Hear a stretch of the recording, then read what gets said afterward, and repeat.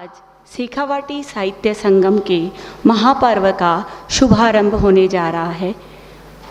सर्वत्र प्रकाश ही प्रकाश हो, अंधकार का नाश हो और विश्व का कल्याण हो, इसी भावना से मैं आज के हमारे अतिथि माननीय प्रदीप जी, माननीय महावीर जी से आग्रह करती हूँ कि भारत माता एवं सरस्वती माता के समक्ष दीप प्रज्वलन कर समारोह का विधिवत उद्घाटन करें।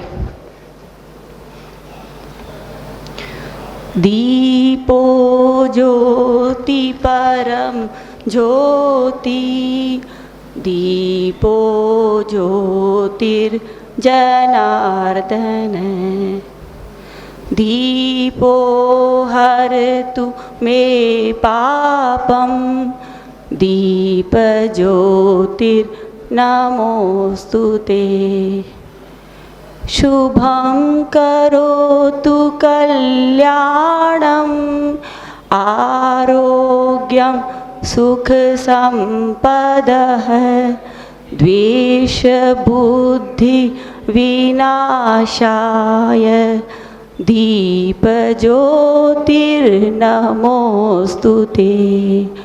आत्म ज्योतिर्प्रदीप्ताय, गुरु ज्योतिर्नमोस्तुते। हे दीप, तुम जलो, चिर ज्योति संपन्न, अंधकार का नाश करो, हर एक को दीप बना, विश्व का कल्याण करो, विश्व का कल्याण करो। इसी भावना के साथ आज के इस शेखावाटी साहित्य संगम महापर्व का प्रारंभ माननीय अतिथि को द्वारा किया जा रहा है, दीप प्रज्वलन द्वारा। अब मैं आगे की गतिविधि के लिए आमंत्रित करती हूँ अभिमन्यु जी को। नमस्कार। पधारे हुए आप सभी लोगों का शेखावाटी साहित्य संगम की पूरे परिवार की तरफ से आपका हार्दिक स्वागत करते हैं। शेखावाटी साहित्य संगम का ये 5वां संस्करण हम 2024 28 अक्टूबर आज से शुरुआत करने जा रहे हैं। आज के कार्यक्रम के हमारे अतिथि माननीय प्रदीप जी शेखावत को मैं मंच पर बुलाना चाहूँगा कि कृपया आप आएँ और अपना स्थान ग्रहण करें। माननीय महावीर जी भाई साहब, आपसे भी आग्रह है कि आप आएँ और मंच पे अपना स्थान ग्रहण करें। आज के जो हमारे सत्र का विषय है वो रहेगा भविष्य का भारत वर्तमान के संदर्भ में, और हमारे बीच आए हुए अतिथियों का परिचय मैं आप लोगों से कराना चाहूँगा। माननीय प्रदीप सिंह जी शेखावत, आप 1990 में राजस्थान पत्रिका से आपने पत्रकारिता का प्रारंभ किया था। आप पाली, सीकर, जोधपुर और अलवर में संपादकीय प्रभारी रहे हैं। सीकर एवं अलवर में शाखा प्रभारी का अतिरिक्त प्रभार आपके पास में रहा है। दूरदर्शन एवं अन्य चैनलों के माध्यम से अनेक समसामयिक विषयों पर वैचारिक मंथन में आपकी सहभागिता रही है। वर्तमान में आप हरियाणा सरकार में राज्य सूचना आयुक्त के पद पर कार्यरत हैं। आपने आज दिनांक तक 1500 से अधिक प्रकरणों का प्रभारी निस्तारण किया है। आपने महाभारत के साक्षी नामक पुस्तक का लेखन किया है, जिसके अभी तक 11 संस्करण प्रकाशित हो चुके हैं। आपको पत्रकारिता एवं लेखन में लाइफ टाइम अचीवमेंट अवार्ड से सम्मानित किया जा चुका है। उसके साथ ही आप मानक अलंकरण महाराणा मेवाड़ फाउंडेशन द्वारा पुरस्कृत किए जा चुके हैं। समाज गौरव सम्मान सहित 1 दर्जन से अधिक पुरस्कारों से आपको सम्मानित किया जा चुका है। आपने न्यूयॉर्क, दुबई, इजराइल सहित अन्य देशों की आप यात्राएं कर चुके हैं। आप समाज सेवा के क्षेत्र में निरंतर सक्रिय हैं। हमारे आज के दूसरे अतिथि माननीय महावीर प्रसाद जी, आप क्षेत्रीय प्रचार प्रमुख उत्तर पश्चिम क्षेत्र का दायित्व का निर्वह कर रहे हैं। आप जयपुर प्रांत प्रचार प्रमुख, विभाग बौद्धिक शिक्षक प्रमुख, प्रचार प्रमुख, जिला कार्यवाह सहित दायित्वों का आपने निर्वह किया है। आपने 1978 से महाविद्यालय शिक्षा में प्राध्यापक के तौर पे अपना कार्य प्रारंभ किया था। 2015 में कोटपुतली राज्य महाविद्यालय से सेवानिवृत्त आप हुए और उसके पश्चात संपूर्ण समय आपने सामाजिक कार्य हेतु अपना पूरा समय आपने इसी में आपने योगदान दिया है। शेखावाटी साहित्य संगम हमारे प्रेरणा स्रोत राष्ट्रीय कवि दिनकर जी की पंक्तियों के साथ मैं शुरुआत करना चाहूँगा। है कौन विघ्न ऐसा जग में, टिक सके वीर नर के मग में, मानव जब जोर लगाता है पत्थर भी पानी बन जाता है। दिनकर जी की इन्हीं कविताओं को हमने हमारा मूल मंत्र मानते हुए शेखावाटी साहित्य संगम का प्रारंभ किया है। इस महासंगम में हम पुस्तकों के साथ साथ वार्ता सत्र रखते हैं और रंगमंचीय कार्यक्रम, प्रतियोगिताएं, इस प्रकार के विभिन्न कार्यक्रम इसमें प्रायोजित किए जाते हैं। इस बार शेखावाटी साहित्य संगम में 25,000 किताबें आई हुई हैं।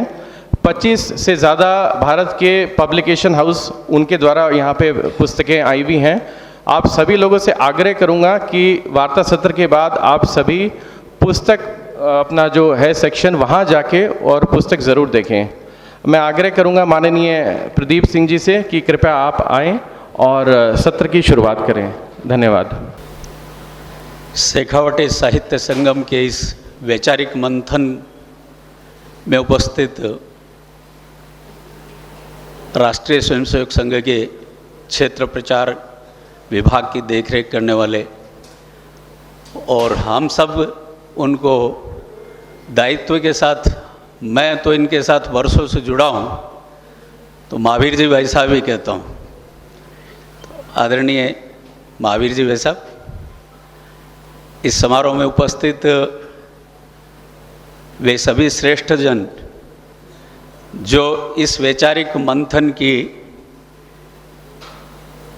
अपनी दायित्व को या अपनी जिम्मेदारी को एक राष्ट्र भाव के साथ जोड़कर यहाँ उपस्थित हुए हैं, यहाँ उपस्थित मातृशक्ति, मैं आप सबको नमन करता हूँ।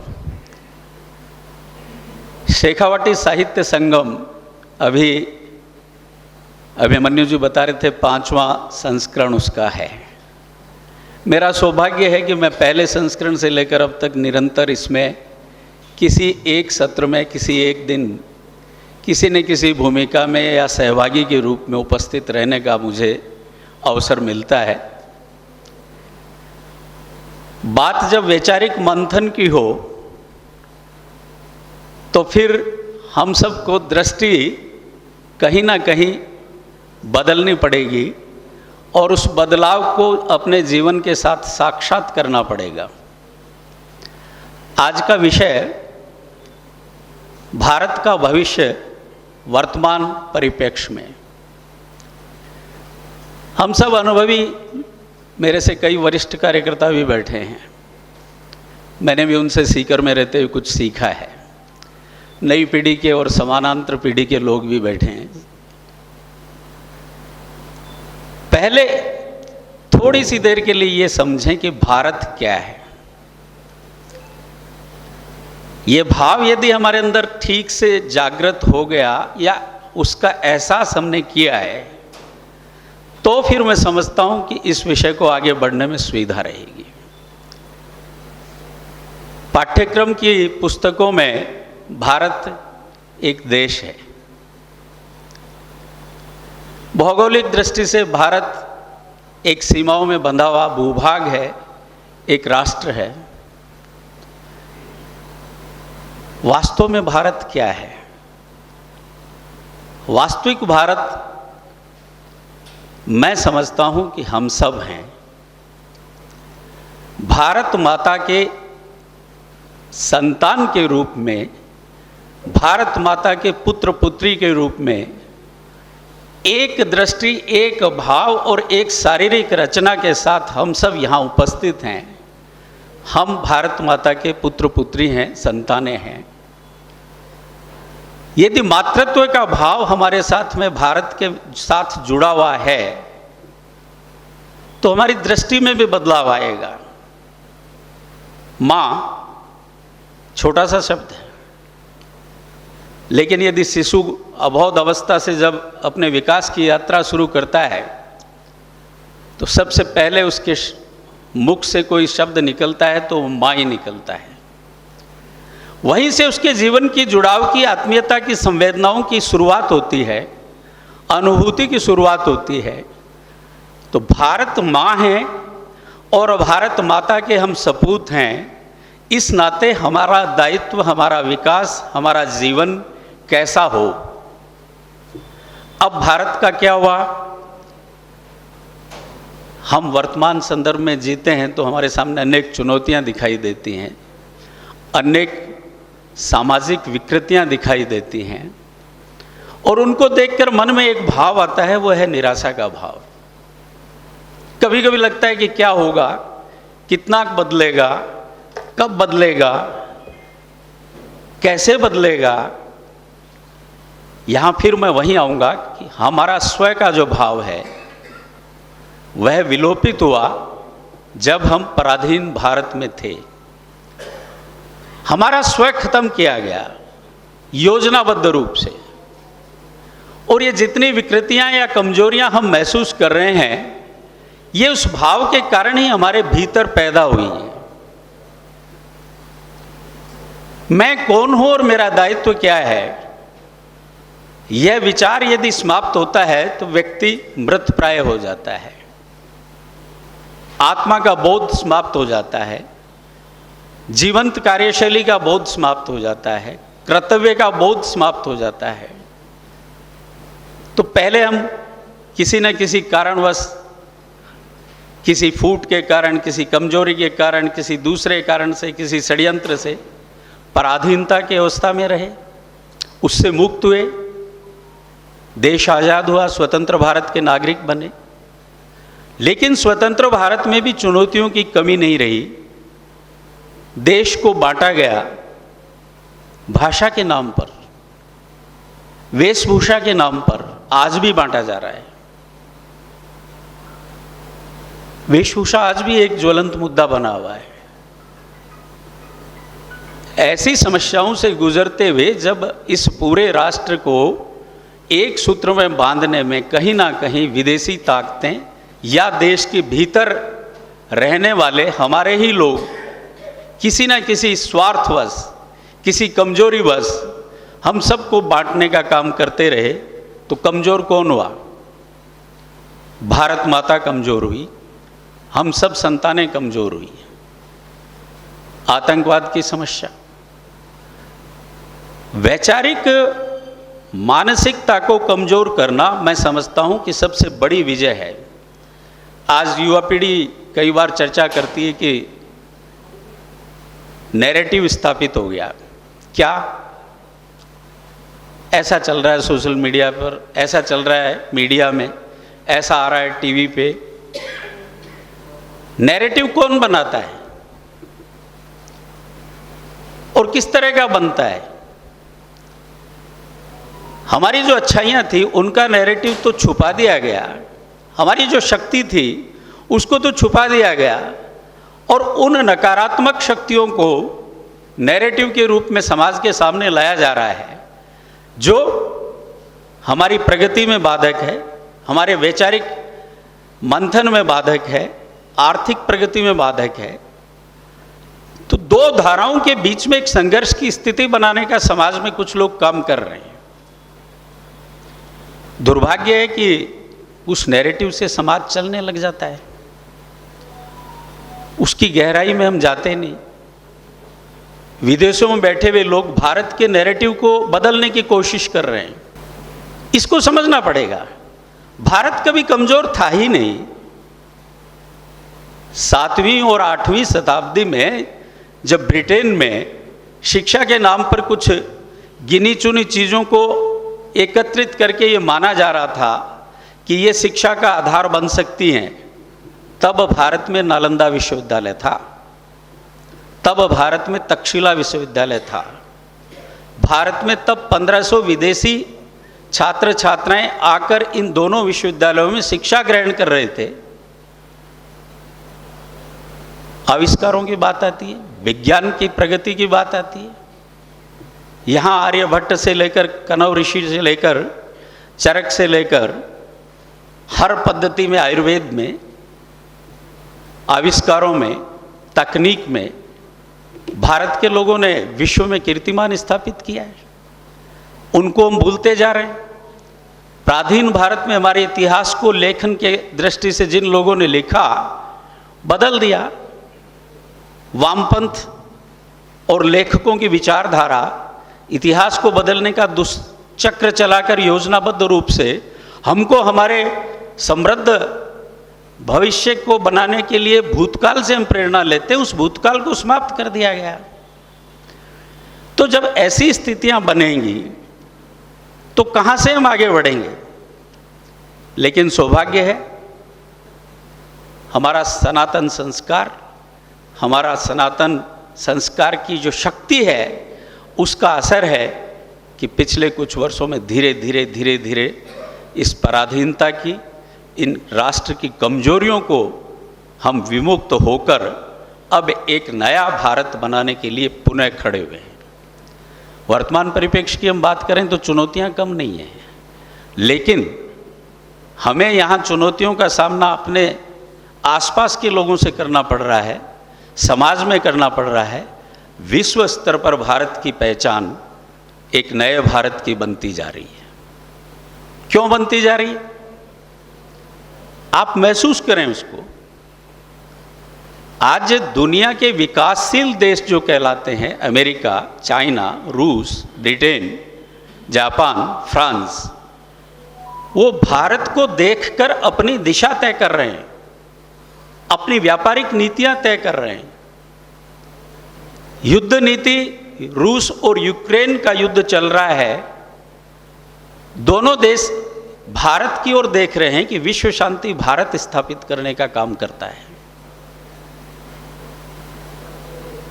क्या बदलाव नहीं है क्या?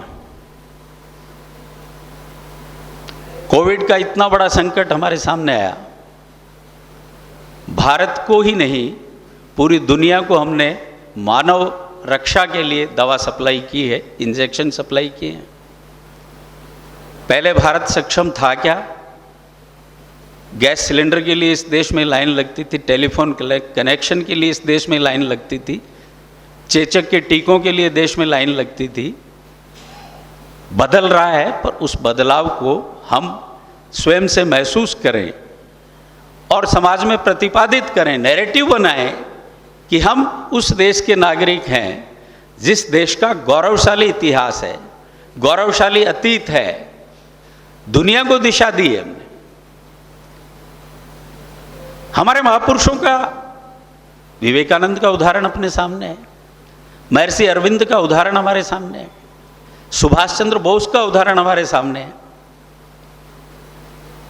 बाहर के देशों में जाकर भारतीय संस्कृति को, भारतीय विचार को स्थापित करने का काम इन महापुरुषों ने किया है। शिकागो के सम्मेलन की एक लाइन में मैं सार बताऊं तो उस समय के अमेरिकन अखबार ने उस दिन उस सम्मेलन के बाद जो शीर्षक लगाया था उसमें लिखा गया था कि इस सम्मेलन की एकमात्र उपलब्धि कोई है तो निर्विकार, निर्विरोध और निष्पक्ष रूप से स्वामी विवेकानंद का उद्बोधन है। यानी हमारी विश्व बंधुत्व की भावना उस समय से स्थापित है। हमारे विश्व बंधुत्व के संस्कार हैं, भारत के संस्कार हैं। विश्व कल्याण के लिए हम बात करते नहीं हैं, व्यवहार में जीते हैं। वसुधैव कुटुंबकम सब जगह बोलते हैं, सर्वे भवन्तु सुखिनः सर्वे सन्तु निरामया सब कार्यक्रमों में बोलते हैं। इनके पीछे भाव क्या है? विश्व कल्याण का भाव है। तो विश्व कल्याण की बात करने वाला भारत कमजोर कहां है? पूरे विश्व को साथ लेकर तभी तो चलेगा जब हम स्वयं मजबूत होंगे। ये तो आज तो स्थापित नहीं किया हमने वसुधैव कुटुंबकम,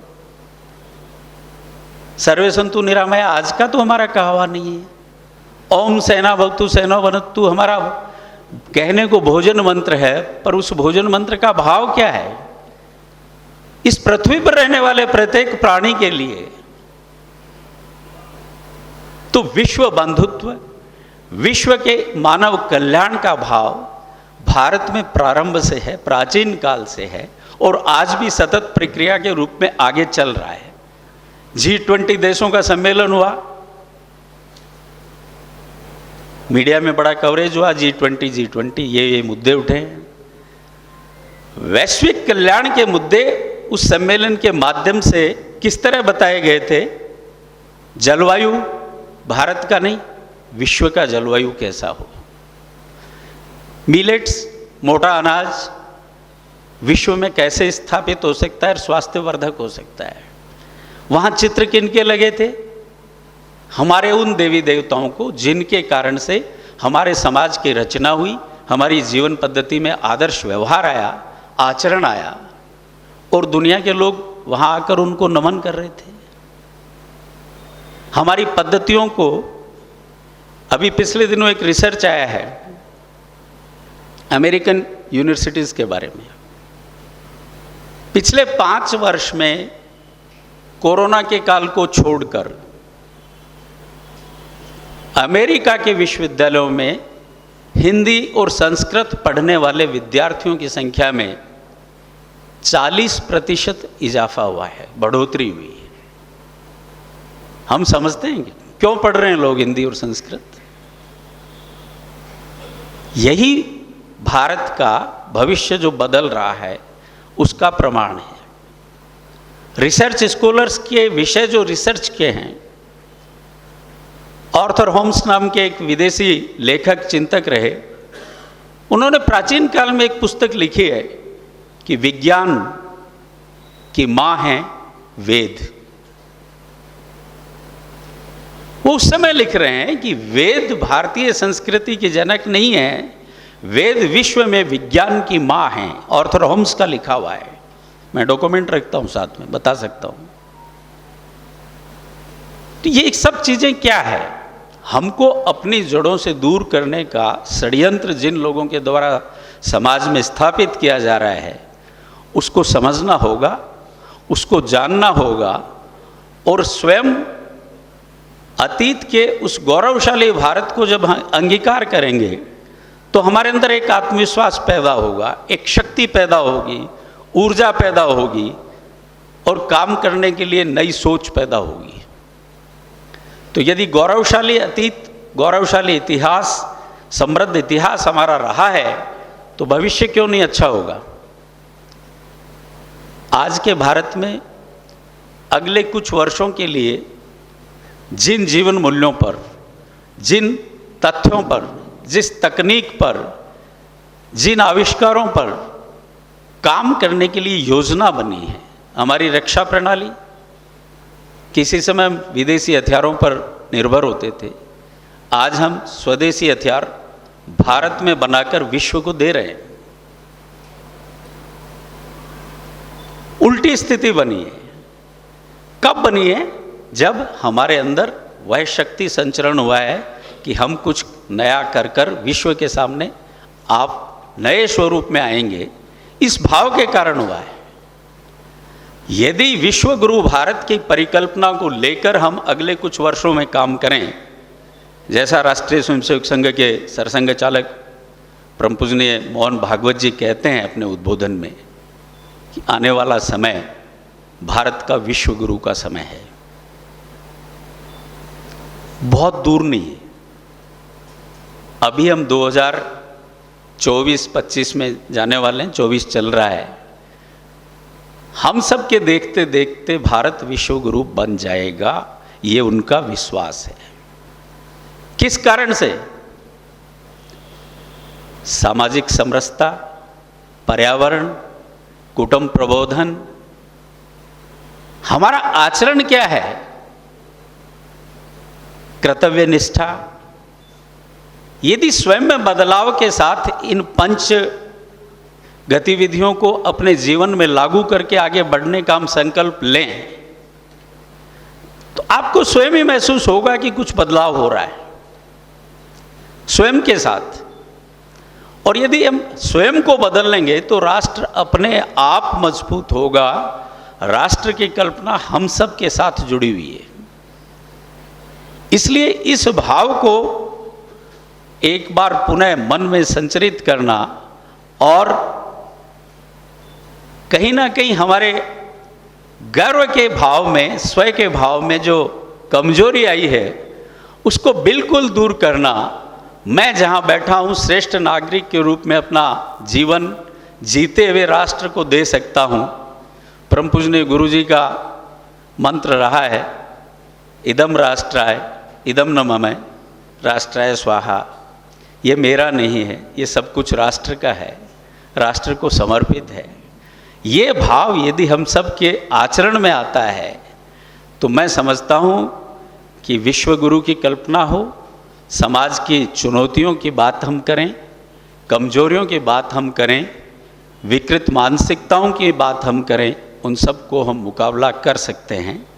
चुनौतियाँ किसी भी समाज को कमज़ोर करने का एक षड्यंत्र होती हैं और स्वाभाविक रूप से अपना काम करती रहती हैं, लेकिन उनका मुकाबला करने की इच्छा शक्ति हमारे भीतर हो और हम उस दिशा में अपनी आहुति इस रूप में शुरू करें कि मैं इस राष्ट्र का सपूत हूँ तो मेरा दायित्व है, तो मैं समझता हूँ कि इससे बड़ा परिवर्तन का जो संकल्प है वो और नहीं हो सकता। और यदि इस संकल्प को सिद्ध करने के लिए हम जीवन को धीरे धीरे इस दिशा में आगे बढ़ाएं तो निश्चित रूप से हम सबको आने वाले समय में विश्वगुरु भारत का स्वरूप दिखाई देगा, सक्षम भारत का स्वरूप दिखाई देगा, मजबूत भारत का स्वरूप दिखाई देगा। आज का विषय चूँकि मेरे और महावीर जी भाई साहब के बीच में है तो मैं समझता हूँ कि शेष बातों पर प्रकाश उनके माध्यम से डाला जाएगा तो अच्छा रहेगा। मुझे यहाँ आने का मौका शेखावाटी साहित्य संगम हर वर्ष देता रहता है, मेरा आत्मीयजनों से मिलना हो जाता है, सबसे सुखद आनंद की अनुभूति होती है। यही मेरी यहाँ आने की इच्छा बनी रहती है। आप सबका आभार। जो कुछ मैंने अपने पास देखा सुना है उसी को आपसे कहा है, नई चीज़ कुछ नहीं है। बस एक भाव के लिए मैं पुनः आग्रह करूँगा, यही भाव हमारी शक्ति है, उसको जीवंत बनाएं और आगे आने वाले समय को देखें। सबको प्रणाम, नमस्कार।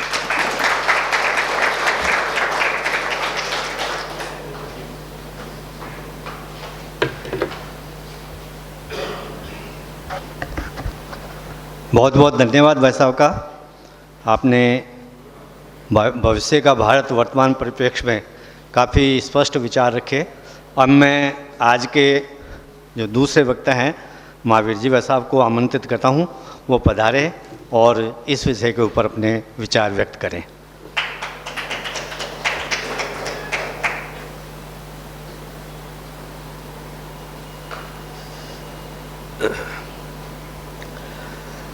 मंच पर विराजमान आदरणीय प्रदीप जी भाई साहब और इस पांडाल में विराजमान सभी प्रबुद्धजन, माता बहनों और मेरी बहनों, आज का जो विषय है वो है भविष्य का भारत वर्तमान परिप्रेक्ष्य में। यूँ तो सारी संकल्पना प्रदीप जी ने रख दी है और मैं सोचता हूँ कि उस संकल्पना के बाद हमारी अस्पष्टता कोई नहीं है। विश्व के परिदृश्य को भी उन्होंने रखा है, विश्व के देशों में हमारी और अन्य देशों की तुलना भी उन्होंने रखी है, हमको अपने मार्ग पर कैसे चलना है ये भी रखी है। कुछ बातें मैं आपके सामने इस संबंध में और रखना चाहता हूँ। भविष्य का भारत एक ऐसा समृद्ध और उन्नतशील और यशस्वी भारत होना चाहिए, ये हमारी संकल्पना है। हमारा भारत यशस्वी बने और इसलिए इस यशस्वी बनने के लिए जिन जिन बातों पर हमको विचार करना चाहिए उन बातों का कुछ संक्षेप में आपके सामने उल्लेख करूंगा। जब हम विकास की बात करते हैं तो विश्व में दो प्रकार की विकास की विचारधाराएं रहती हैं। एक होती है हॉलिस्टिक डेवलपमेंट और एक होता है सस्टेनेबल डेवलपमेंट। यानी हॉलिस्टिक का मतलब है समग्र विकास और सस्टेनेबल डेवलपमेंट होता है धारणक्षम विकास। ये पश्चिम की मान्यताएं हैं, और जब इनको वैज्ञानिक स्तर पर इसकी विश्लेषण किया गया, इनको परखा गया, तो निश्चित रूप से ये अधूरापन इसमें हमको ध्यान में आता है। क्यों आता है? क्योंकि जब हम समग्रता की बात करेंगे तो समग्र का मतलब क्या? इसलिए वो समग्र का अर्थ केवल उस राष्ट्र की जो परिधि है, भौगोलिक क्षेत्रफल है, उसकी जो अन्य आर्थिक और सामाजिक गतिविधियां, उनसे वो लेते हैं। जबकि हमारा क्या है? हमारा जो स्वरूप है वो है सम्यक का स्वरूप है, और सम्यक का मतलब है कि सबके साथ सबका विकास और समानता के साथ विकास। इसलिए जब वैज्ञानिकता की कसौटी पर हम इस विचारधारा को, होलिस्टिक डेवलपमेंट को हम कसते हैं, तो भारतीय संदर्भ में यह अप्रासंगिक हो जाती है। दूसरा सस्टेनेबल डेवलपमेंट होता है, तो सस्टेनेबल डेवलपमेंट का उनकी प्राचीन अवधारणा थी कि कृषि का एक उपक्रम है, उद्योग का उपक्रम है, समाज सेवा का उपक्रम है, परिवहन का उपक्रम है, ट्रेड और कॉमर्स का उपक्रम है, इन सब का विकास होना चाहिए। परंतु हमारी विचारधारा क्या है? सम्यक विकास हो, यानी कृषि को समाज के सम्यक रूप से विकसित करना, उद्योग को देश सक्षम के अनुसार, सक्षमता के अनुसार विकसित करना। और इसलिए हमारे भारत में प्राचीन जो हमारे यहाँ नैरेटिव सेट किया गया कि भारत एक कृषि प्रधान देश है और यहाँ के लोग कृषि करते हैं, कितना बड़ा नैरेटिव है।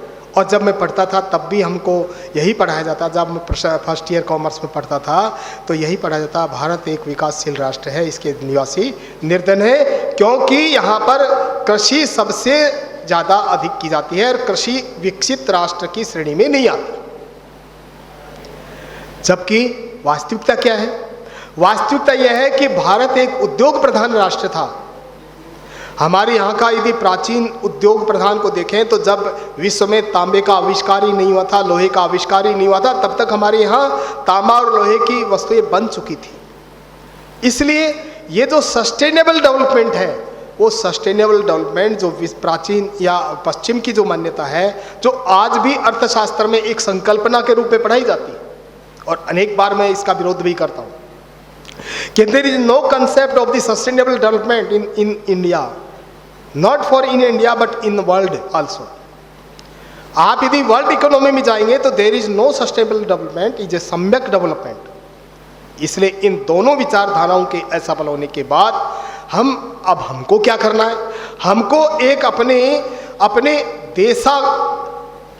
देश आधारित जो व्यवस्था है उसको हमको लेना है, और हमारी जो संकल्पना है वो समयबद्ध शाश्वत दृष्टि पर आधारित है।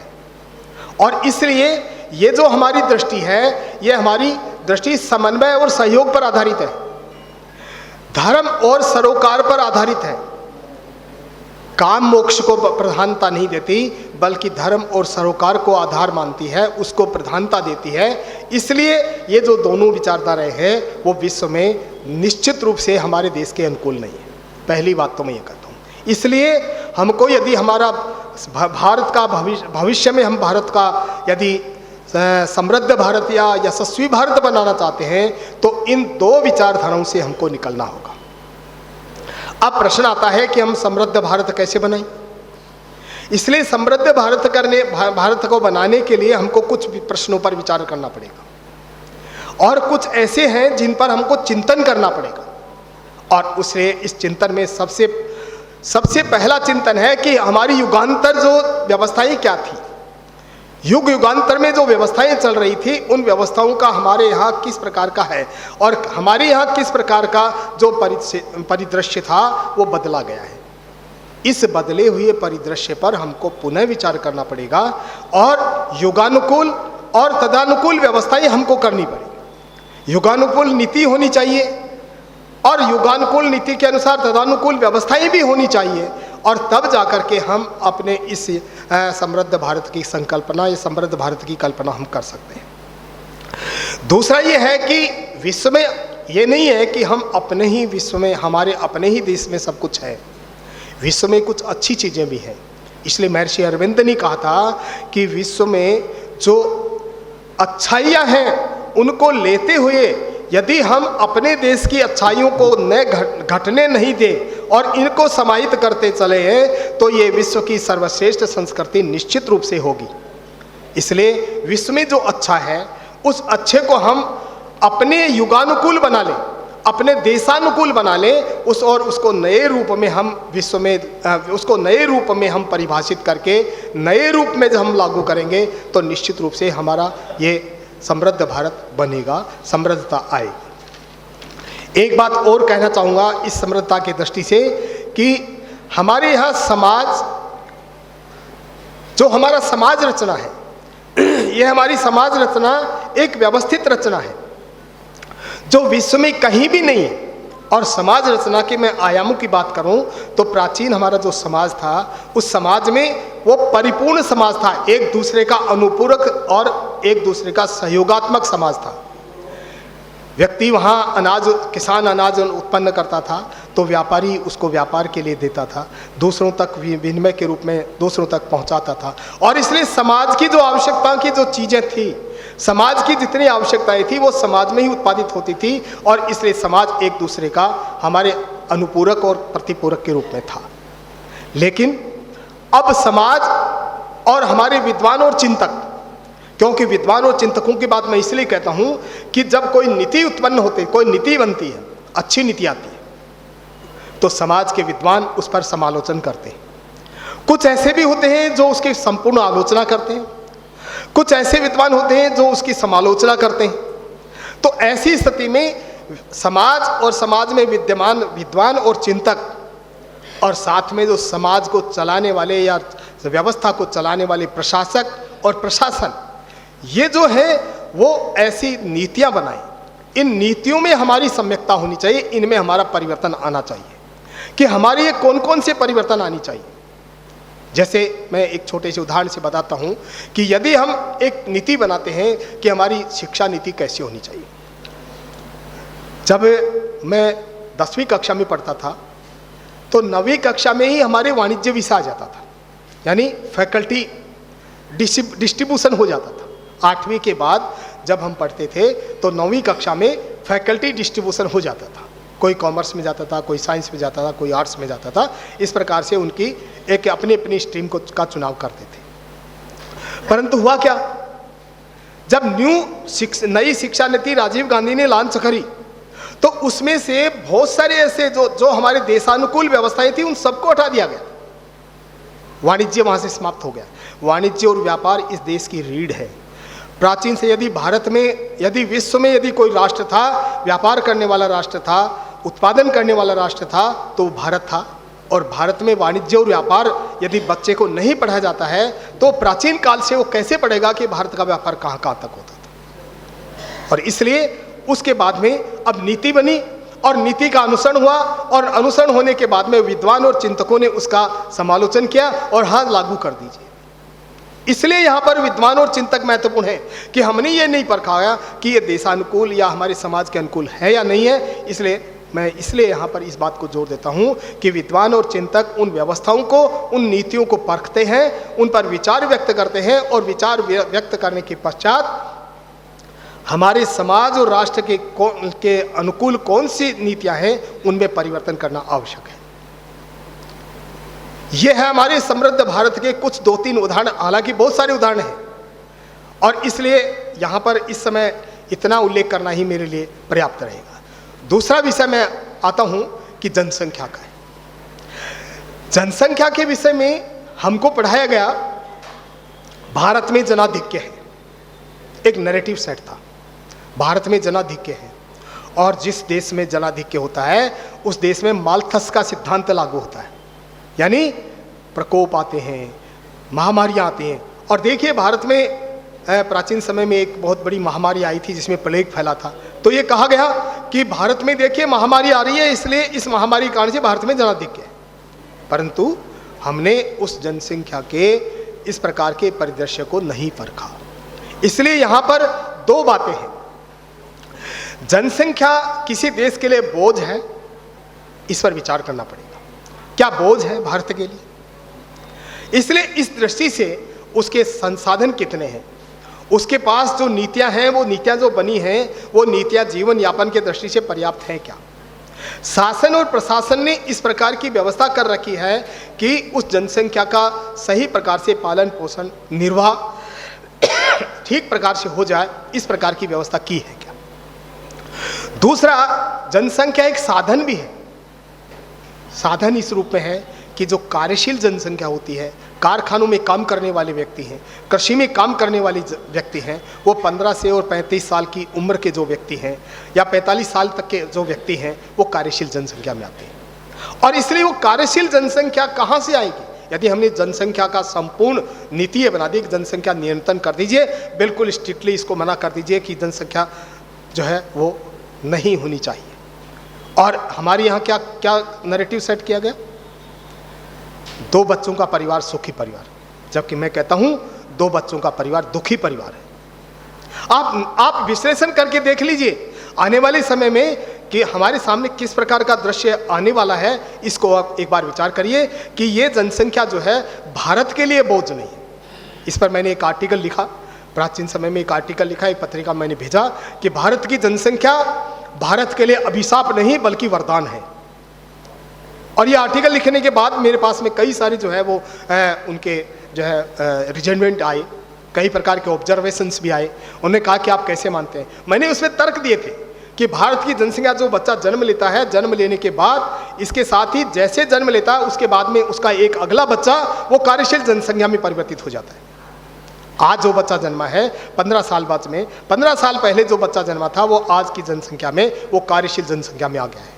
इसलिए भारत में ये साधन है और इसे साधन होने के कारण से भारत की जो जनसंख्या है वो जनसंख्या अभिशाप नहीं बल्कि भारत की जनसंख्या एक साधन रूप में माननी चाहिए। और साधन रूप में मानते हैं तो फिर निश्चित रूप से विकास का एक मार्ग हमारे सामने प्रस्तुत करेगी। दूसरा पक्ष, जनसंख्या नीति का एक दूसरा पक्ष है जनसंख्या असंतुलन। हम जब विचार करते हैं पिछले 50 वर्षों का या उसकी जनगणना का एनालिसिस करिए, जब जनगणना का एनालिसिस हम करते हैं तो सामने हमारे चित्र आता है कि एक जो जनसंख्या का संतुलन होना चाहिए वो जनसंख्या का संतुलन नहीं है। क्योंकि हमारे यहाँ इस भारत में अनेक मतावलंबी, अनेक धर्मावलंबी, अनेक जाति बिरादरी के लोग रहते हैं, निवास करते हैं। और इसलिए ऐसी स्थिति में इनमें सब में संतुलन होना आवश्यक है। और संतुलन इसलिए होना आवश्यक है, एक बार एक प्रश्न किया मैं राजस्थान विश्वविद्यालय में जब मैं एक भाषण में उसमें किसी परिचर्चा में था तो उन्होंने कहा कि आप कैसे मानते हैं कि जनसंख्या असंतुलन है। मैं ये कहता हूँ कि जब इस देश में 3 मतावलंबी है, एक हिंदू मतावलंबी है, सनातन मतावलंबी है, दूसरे मुस्लिम मतावलंबी है, तीसरे ईसाईयत मतावलंबी है, तीनों में जब जनसंख्या बराबर होगी तो उनकी स्थिति क्या होगी। और जब तीनों में से वो जिस मतावलंबी का जो आधार है उसकी कहाँ उसकी आस्था है। जब हम बात करते हैं सनातन की तो उसकी सनातन की आस्था भारत के देवी देवताओं, भारत की संस्कृति में आस्था हो। लेकिन जब ईसाईयत की बात करते हैं तो वो सीधा चर्च से जुड़ता है, भारत से नहीं जुड़ता है। और जब हम मुस्लिम की बात करते हैं तो वो सीधा सीधा मक्का मदीना से जुड़ता है। तो भारत में रहते हुए भी वो उसकी मानसिकता और उसकी आस्थाएं बदल जाते हैं। और जब आस्थाएं बदल जाते हैं तो भारत को समृद्ध बनाने की दिशा में एक प्रकार से ये बाधक तत्व बनेगा। और अब हम देख रहे हैं आज, इसलिए हमारे देश में वर्तमान समय में जो जनसंख्या नीति है वो जनसंख्या नीति ऐसी बननी चाहिए जिसमें जनसंख्या का संतुलन बने। वोट की राजनीति से हट करके, वोट की राजनीति एक ऐसा हमारे यहाँ पहलू आ गया कि जिससे कि हमें वोट बटोरने, शासन में आना है, शासन चलाना है, राज करना है और राज करना है तो इनको खुश रखिए। और इसलिए इस समुदाय को खुश रखिए, इस जाति को खुश रखिए। इस प्रकार की वोट की राजनीति से ऊपर उठकर हमको यदि जनसंख्या नीति बनानी है तो उस जनसंख्या नीति के संतुलन की बात हम करते हुए यदि बात करते हैं तो निश्चित रूप से इस देश में जनसंख्या की जो संतुलन की स्थिति और जनसंख्या की साधन की स्थिति ये जब साथ काम करेंगे तो निश्चित रूप से भारत यशस्वी बनेगा। भारत की जनसंख्या भारत को विश्व में अपना स्थान दिलाएगी। और तीसरी बात मैं कहता हूँ, शिक्षा व समाज का दृष्टिकोण क्या है। हमारे यहाँ शिक्षा और समाज का दृष्टिकोण कैसा होना चाहिए। हम यशस्वी भारत की बात करते हैं तो हमारा शिक्षा और समाज का दृष्टिकोण कैसा होना चाहिए। यदि दूसरे देशों का अध्ययन करते हैं, अभी प्रदीप जी ने कहा कि किस प्रकार से दूसरे देश इस प्रकार से बढ़ रहे हैं, युद्ध में भी वो हैं, युद्ध भी उनके यहाँ हो रहा है। उनके यहाँ जब उनकी सारी सब आज तो सोशल मीडिया का ज़माना है, हम सबको घर बैठे ही सारी सूचनाएं मिल जाती हैं। लेकिन जब हम विश्व का परिदृश्य देखते हैं तो उन देशों ने भले ही लड़ाई की होगी, परंतु उन्होंने शिक्षा को अपने संस्कार से, अपने राष्ट्र से जोड़े रखा है। लेकिन हमारी शिक्षा पद्धति कैसी? हर राष्ट्र अपनी मातृभाषा में शिक्षा देता है, और मातृभाषा में शिक्षा देता है तो ऐसी स्थिति में वो अपने देश के अनुकूल अपने बालकों को, अपनी संतति को देश के अनुकूल ढालने में सक्षम हो जाता है। हमारी जो शिक्षा पद्धति थी वो व्यक्ति निर्माण वाली शिक्षा पद्धति थी, मनुष्य का निर्माण होता था, परंतु कालांतर में धीरे धीरे इसका स्थान हमने इसको व्यावसायिक शिक्षा में बदल दिया। और जब व्यावसायिक शिक्षा यानी कमर्शियल एजुकेशन, प्रोफेशनल एजुकेशन नहीं बोल रहा हूँ, कमर्शियल एजुकेशन में बदल दिया। कमर्शियल एजुकेशन का मतलब हुआ कि आप खूब पढ़िए, अच्छे अंक लाइए, अच्छे अंक ला करके और आप फला कंपनी में बन जाइए, फला कंपनी यो बन जाइए, आपको इतने का जो CTC दिया जाएगा, आपको इतने रुपए का पैकेज दिया जाएगा। और इस प्रकार से अंतर क्या हुआ? हमारी जो पूर्व पद्धति थी, शिक्षा पद्धति थी, वो उद्यमशील पद्धति थी। उसमें व्यक्ति निर्माण होकर के, व्यक्ति का निर्माण होकर के वो कोई न कोई उद्यम और साहस करने का प्रयास करता था। परंतु आज वर्तमान स्थिति क्या है? वर्तमान स्थिति व्यक्ति नौकर बनना चाहता है, सेवक बनना चाहता है, लेकिन वो साहसी नहीं बनना चाहता।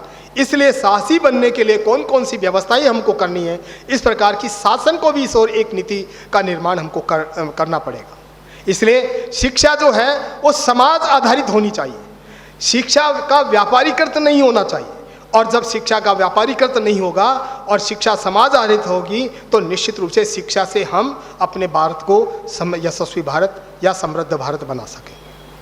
तीसरी बात, क्योंकि शिक्षा में एक महत्वपूर्ण योगदान होता है जिसमें मैं स्वयं भी हूं, और वो है शिक्षक का। शिक्षक को अपना दायित्व बोध होना चाहिए कि मैं जिस बच्चे का निर्माण कर रहा हूँ, मैं जिस बच्चे को शिक्षा दे रहा हूँ, राष्ट्र और समाज में उसका स्थान क्या रहेगा, वो राष्ट्र और समाज के अनुसार बना है कि नहीं बना है, इस प्रकार का दायित्व बोध यदि शिक्षक में होगा तो मैं निश्चित रूप से कहता हूँ शिक्षा हमारे समाज के लिए या हमारे इस विकास के लिए एक अनुकूल अस्त्र के रूप में काम आएगी। और एक बात और कहना चाहूँगा कि इसमें जो समाज का उत्तरदायित्व है, समाज और शिक्षा, शिक्षक और समाज, ये तीनों बातें एक क्रम में चलती हैं। यदि समाज उसके साथ नहीं होगा, समाज में मैं उन्हीं विद्वान और चिंतकों की फिर बात करता हूं कि यदि समाज में वो चिंतक और विद्वान उस चीज़ पर चिंतन मनन करने के बाद जब उस शिक्षा पद्धति को या उस शिक्षा नीति को स्वीकार कर लेते हैं और समाज के सामने एक परिदृश्य रखते हैं, क्योंकि वो ओपिनियन मेकर होते हैं, वो जो विश्लेषण समाज में रखते हैं वो विश्लेषण समाज के साथ को स्वीकार्य होता है।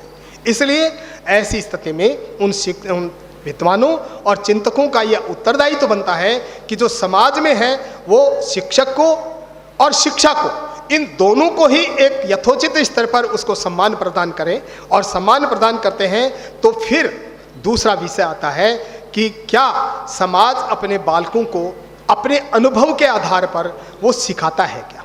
हमारे अनेक अनुभव होते हैं, लेकिन जैसे अभी आप बच्चे से आप बात करेंगे जो स्कूल जाता है तो वो कहेगा नहीं ये हमको नहीं पढ़ाया, हमारी मैम ने नहीं पढ़ाया, हमारे सर ने नहीं पढ़ाया। लेकिन यदि हमने ये तय कर लिया कि हम अपने अनुभवों को उस बच्चे के साथ साझा करेंगे, उस बालक के साथ में हम अपने प्राचीन में जो अनुभव रहे हैं, हमारे पूर्वजों के अनुभव हुए हैं, हमारे पूर्वजों के कृत्य हुए हैं या पूर्वजों के किए हुए अच्छे कार्य हैं, उनको यदि उस बालक के साथ साझा करेंगे तो मैं सोचता हूँ कि उस बालक की शिक्षा में वृद्धि होगी, उस बालक की शिक्षा जो संस्कारक्षम शिक्षा मानी जाएगी। और एक अंतिम बात मैं ये कहना चाहूँगा कि शिक्षा के क्षेत्र में जो राजा होता है या जो प्रशासन होता है, वो प्रशासन महत्वपूर्ण भूमिका निभाता है। जैसा कि मैंने अभी कहा कि प्रशासन ने 1986 में एक ऐसी एजुकेशन पॉलिसी को स्वीकार कर लिया जिससे हमारे यहाँ जब बेरोजगारी का अंश बढ़ गया, यानी आज जो बेरोजगारी देख रहे हैं, मैं कोई राजनीतिक बात नहीं कर रहा हूँ, मैं एक अर्थशास्त्र का विद्यार्थी हूँ और मैंने एनालिसिस किया है कि जो 1986 की जो शिक्षा थी, उस 86 की शिक्षा ने हमारे देश में सबसे बड़ी बेरोजगारी का एक बहुत बड़ा समूह खड़ा किया है।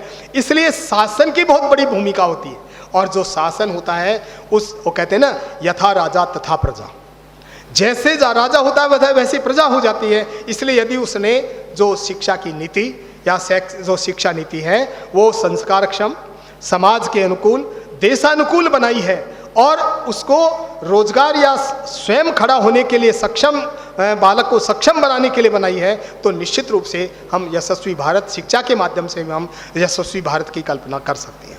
और एक अंतिम बात मैं आपके सामने रखना चाहूँगा, जो प्रदीप जी ने रखी दी है कि समाज परिवर्तन करना पड़ेगा। यानी यदि हम यशस्वी भारत करना चाहते हैं, यशस्वी भारत बनाना चाहते हैं या समृद्ध भारत बनाना चाहते हैं, तो समाज परिवर्तन या समाज व्यवस्था में परिवर्तन करना पड़ेगा। और इसलिए समाज व्यवस्था के परिवर्तन क्या अंश हैं, क्या कौन से अस्त्र हैं, उनके संबंध में अभी प्रदीप जी ने निवेदन किया था कि पंचकर्म हमारे समाज परिवर्तन, समाज की व्यवस्था परिवर्तन के जो सिद्धांत हैं, इसलिए उन पर हमको चलना पड़ेगा। और उनमें से मैं बहुत ज़्यादा तक का वर्णन नहीं करूँगा क्योंकि समय की अपनी मर्यादा है। और इसलिए सबसे जो महत्वपूर्ण जिसको मैं मानता हूँ, वो हालांकि पांचों महत्वपूर्ण है, जैसे अभी कहा सामाजिक समरसता, समाज में हमारा समाज एक दूसरे का प्रति पूरक था, वो बना रहना चाहिए। जाति व्यवस्था हमारी समाज संचालन की व्यवस्था थी और उस समाज संचालन की व्यवस्था में विकृतियां पैदा हुई और उसके कारण से आज हम जाति में बंटने का प्रभाव हम देख रहे हैं कि हिंदू समाज या सनातन संस्कृति के लोग एक साथ खड़ा होना भी अपने आप को शर्म महसूस करने लगे। तो इसलिए समाज में सामाजिक समरसता का वातावरण बने। हमारे देश में, हमारे यहाँ पर जो पर्यावरण की स्थिति है उसके बारे में हमको चिंतन करना पड़ेगा। छोटी छोटी बातें हैं लेकिन पर्यावरण पर हमको चिंतन करना पड़ेगा।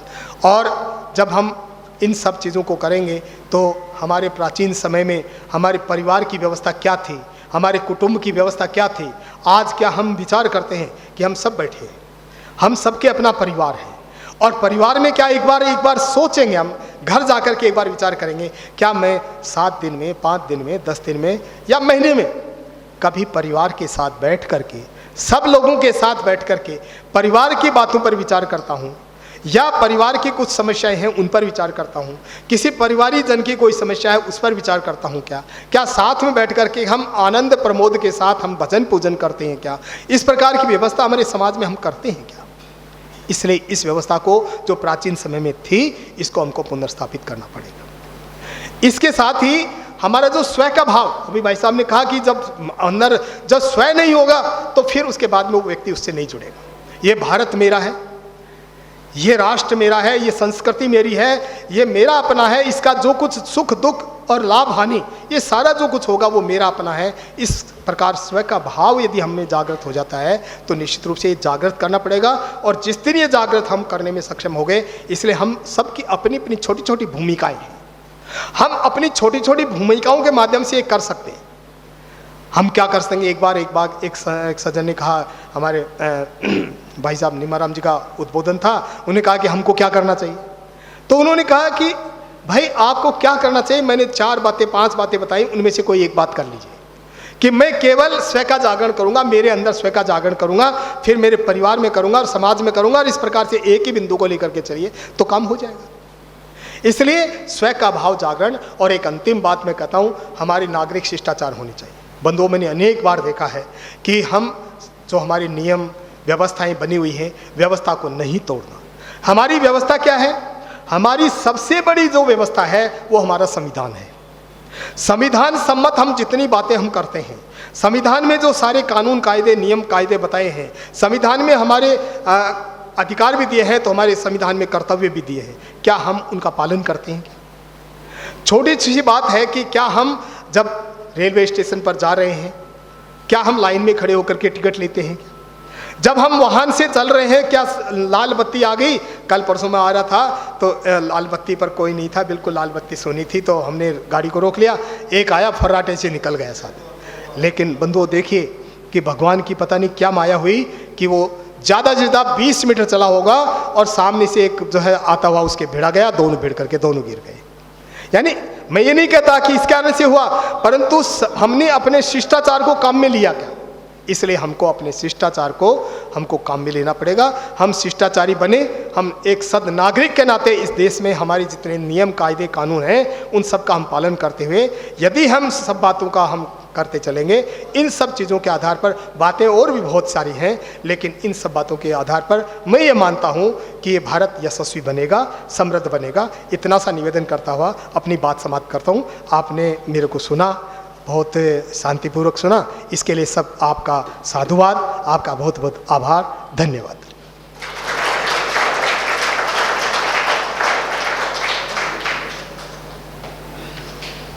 बहुत बहुत धन्यवाद माननीय प्रदीप सिंह जी और माननीय महावीर जी का कि आपने हमें एक ज्ञानवर्धक और तथ्यात्मक उद्बोधन दिया। एक पुस्तक परिचय हम अभी रखना चाहेंगे जो नेशनल एनबीटी पब्लिकेशन हाउस वाले यहाँ मौजूद हैं। आप आइए जी। हमारे यहाँ जो 25 अलग अलग पब्लिकेशन हाउस आए हुए हैं, तो हम चाहते हैं कि हर एक सत्र में हम एक पुस्तक परिचय रखें। तो पहला ही पुस्तक परिचय एनबीटी द्वारा दिया जाएगा। सभी को हाथ जोड़कर नमस्कार। मैं यहाँ पर दिल्ली राष्ट्रीय पुस्तक न्यास शिक्षा मंत्रालय से आया हूँ और हमारा एक ही कर्तव्य है, सब पढ़ें सब बढ़ें। और मैं ये जानना चाहता हूँ और इतना कुछ कहना और करना चाहता हूँ कि इतना कुछ करने के बाद जो है, इतना प्रोत्साहन करने के बाद हमारी शिक्षा नीति में बहुत ज़्यादा बदलाव की ज़रूरत है। और जो है भारतीय सरकार का एक छोटा सा पहलू राष्ट्रीय पुस्तक न्यास, उसके तहत मैं आपको कुछ बताना चाहता हूँ। आज लगभग 150 देशों में हमारा राष्ट्रीय पुस्तक न्यास एशिया और अफ्रीका जैसे महाद्वीपों में बहुत ही ज़्यादा बढ़ गया है और 68 वर्षों से लगभग अपना सानिध्य प्राप्त कर रहा है, पढ़ा रहा है लोगों को और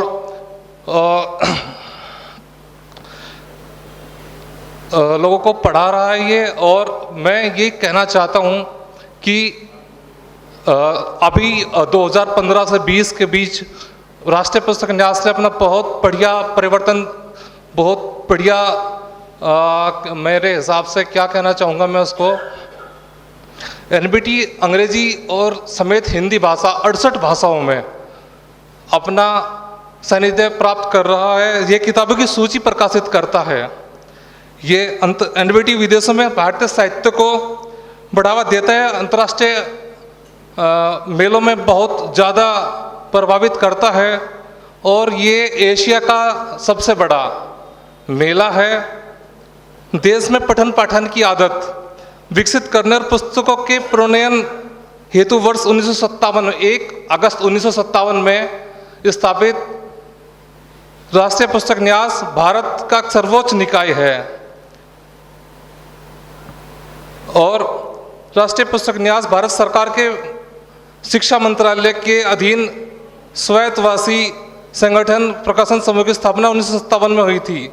इसका प्रमुख उद्देश्य पुस्तकों का प्रकाशन, पुस्तकों को प्रोत्साहन, विदेशों में भारतीय पुस्तकों का प्रोत्साहन, लेखकों प्रकाशकों को सहायता प्रदान करना और बाल साहित्य को बढ़ावा देना, महिला साहित्य को बढ़ावा देना। यह विभिन्न क्षेत्रीय अंतर्गत हिंदी, अंग्रेजी और अन्य भाषाओं और खासकर आजकल ब्रेल लिपि में हमारी कम से कम 20 पुस्तकें अभी प्रकाशित हो चुकी हैं। और मैं ये चाहता हूँ कि यहाँ पर सभी बच्चों को, खासकर एनबीटी में बाल साहित्य और जो है एशिया अफ्रीका का सबसे बड़ा पुस्तक मेला है। धन्यवाद श्रीमान। मैं आज पहली बार मंच पर आया हूँ तो मुझे बहुत थोड़ी सी हिचकिचाहट हो रही है, पर श्रीमान जो भी अगर गलती हुई हो तो श्रीमान आप मुझे माफ़ कीजिएगा। और एनबीटी का पुस्तक बाहर ही लगा है। श्रीमान आप आइए और पुस्तकों का विमोचन कीजिए, अच्छा लगता है। हमारा उद्देश्य ये है कि बाल बच्चे जो हैं सब पढ़ें सब बढ़े, एक थीम मोटो लोगो जो है प्रधानमंत्री श्री नरेंद्र मोदी जी का, सब पढ़ें सब बढ़ें। धन्यवाद।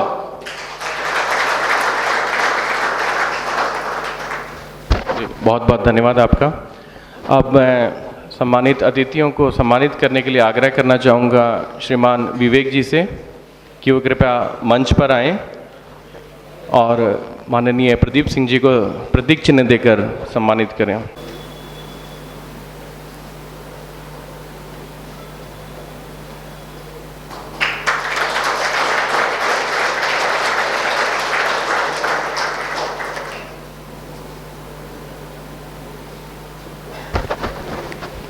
धन्यवाद विवेक जी। अब मैं आग्रह करना चाहूँगा माननीय अनिल जी धीमा से कि वो कृपया मंच पर आएं और महावीर प्रसाद जी को प्रतीक चिन्ह देकर सम्मानित करें।